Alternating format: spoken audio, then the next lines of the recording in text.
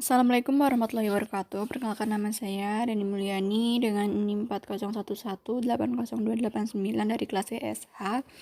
Jadi saya akan memberikan contoh kasus perlindungan konsumen yaitu pada kosmetik bermerkuri karena saat ini sangat marak sekali kejadian tersebut.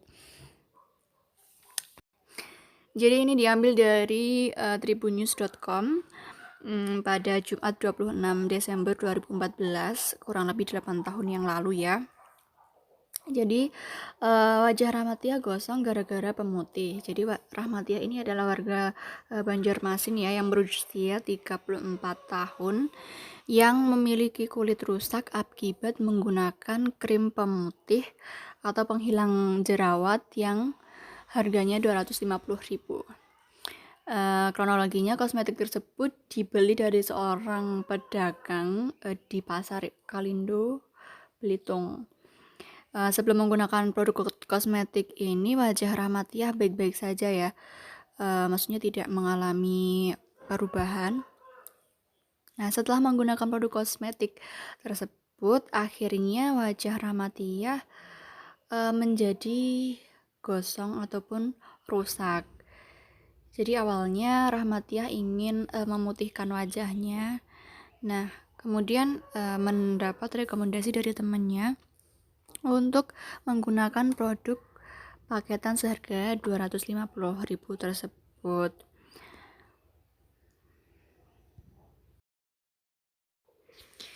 Nah, untuk sekarang adalah menganalisis kasus Rahmatiah itu tadi ya. Jadi kasus Rahmatiah ini ada dua pelanggaran UU PK nomor 8 tahun 1999 ya. Jadi penjual produk kosmetik tersebut jelas-jelas melanggar hak-hak konsumen ya, karena tadi Rahmatiah telah mengalami kerusakan pada kulitnya akibat menggunakan kosmetik yang diperdagangkan itu tadi. Nah, jadi kasus tersebut adalah telah melanggar UU PK nomor 8 tahun 1999 pasal 4 tentang hak perlindungan konsumen. Jadi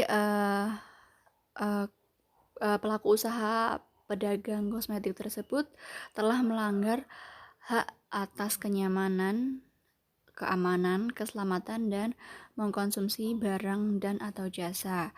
Jelas-jelas Rahmatiah setelah menggunakan kosmetik yang diperdagangkan tadi, wajahnya menjadi rusak. Jadi untuk keamanan dan kenyamanan dan juga keselamatan menggunakan produk tersebut tidak ada. Jadi ini sudah jelas melanggar haknya konsumen itu tadi. Jadi sehingga perlu tanggung jawab dari si pedagang tersebut, entah ganti rugi atau tergantung kesepakatan antara konsumen dan juga pelaku usaha tersebut. Yang kedua, kasus tadi pelaku usaha tersebut juga melanggar UU PK nomor 8 tahun 1999 pasal 8 tentang perbuatan yang dilarang bagi pelaku usaha. Jadi yang bunyinya seperti ini. Pelaku usaha dilarang memproduksi dan atau memperdagangkan barang dan atau jasa yang tidak memenuhi atau tidak sesuai dengan standar yang dipersyaratkan dan ketentuan peraturan perundang-undangan.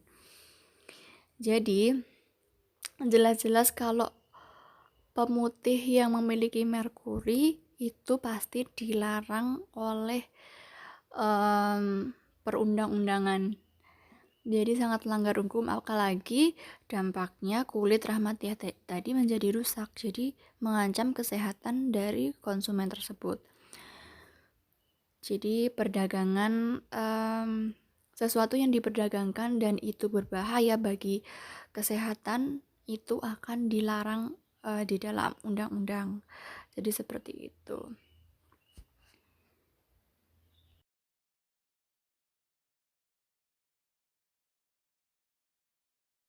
Nah, untuk selanjutnya adalah solusi apa yang bisa dilakukan ya atas kasus tadi, atas kasusnya Ibu Rahmatiah tadi ya, kulitnya rusak akibat menggunakan kosmetik yang telah dibeli oleh pedagang.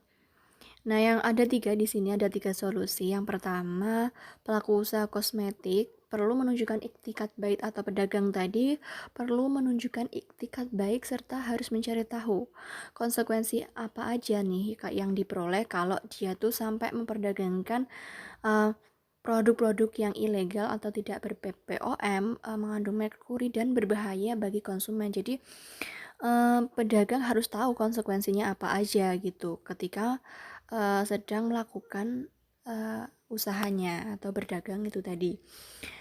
Pelaku usaha juga harus memperhatikan hak-hak konsumen serta kewajibannya sebagaimana yang terdapat pada UU PK dan harus berusaha memenuhinya seperti tadi. Konsumen jelas tidak mendapatkan hak kenyamanan, keamanan dalam mengkonsumsi atau menggunakan kosmetik itu tadi. Karena kan tadi setelah menggunakan produk kecantikan tadi konsumen wajahnya menjadi gosong. Itu jelas-jelas pedagang tidak memperhatikan hak konsumen gitu loh. Dan yang selanjutnya yang kedua, konsumen pengguna produk kosmetik seharusnya teliti dan cermat dalam membeli produk kosmetik. Konsumen harus melakukan pengecekan dulu ya sebelum membeli barang apapun itu ya, terutama kosmetik, apalagi ini berkaitan dengan wajah ya. Jadi harus teliti. Konsumen harus mencari informasi mengenai produk kosmetik sehingga terhindar dari produk berbahaya yang dapat merugikan dirinya. Jadi biasanya kalau saya beli sesuatu itu biasanya saya mencari review dari produk tersebut, atau biasanya kan influencer itu kan banyak kan yang mereview produk-produk yang digunakan. Jadi perlulah kita kalau membeli sesuatu itu melihat dulu ini tuh bagaimana efeknya ke kulit kita, cocok atau enggak. Jadi harus teliti, konsumen pun harus teliti, bukan hanya pelaku usahanya, konsumen juga harus memperhatikan ya atas informasi-informasi tersebut.